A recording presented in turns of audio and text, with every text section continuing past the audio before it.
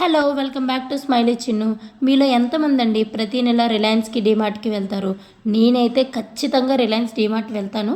వెళ్ళే దాన్ని ఒక వస్తువు కానీ వెళ్ళి 100 వస్తువులు, 10 రూపాయలు అని చెప్పి 20 రూపాయలు, 20 రూపాయలు అని చెప్పి 100 రూపాయలు, 100 రూపాయల నుంచి 1000 రూపాయలు, 1000 రూపాయల నుంచి 10,000 రూపాయలు ఇలా ఖర్చు చేసిన రోజులు ఎన్నో ఎన్నో ఎన్నో ఉన్నాయి.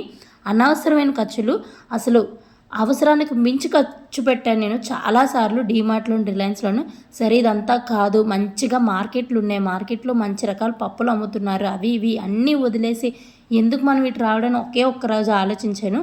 సో ఆలోచించిన దగ్గర నుంచి నేనైతే ఏం చేస్తున్నానంటే ఎవ్రీ మంత్ ప్రతి నెల కూడా మన విజయనగరంలో గంట స్తంభం లోపల షాపులు అయితే చాలా ఉంటాయి.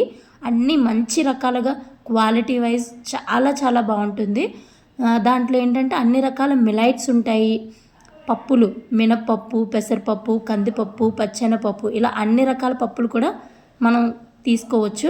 మనకి ఎన్ని కేజీలు కావాలన్నా సరే ఇస్తారు మనకి, ఎందుకంటే డబ్బులు ఇస్తున్నాం కదా, తప్పదు, వాళ్ళు ఇస్తారు, వాళ్ళ వ్యాపారం వాళ్ళది. కాకపోతే నేను అనేది ఏంటి అంటే మనం డబ్బులు ఇచ్చి కొనుక్కుంటున్నాం కాబట్టి అనారోగ్యాన్ని కొనుక్కోవద్దు, ఆరోగ్యాన్నే కొనుక్కుందాం. నాకు తెలిసి ఏంటి అంటే ఈ రిలయన్స్ డిమార్ట్లో వస్తువులు అయితే బాగానే ఉంటాయి, కాకపోతే వేస్ట్ ఖర్చులు మనం ఎక్కువ పెడతాం. దాని నుంచి కంట్రోల్ అవ్వడానికి ఇలా మనకి ఎంత అవసరమైతే ఏదైతే అవసరమో ఆ చోటికి వెళ్ళి కొనుక్కుంటే మనం మనీ సేవ్ చేసుకోవచ్చు అని నాదొక చిన్న థాట్.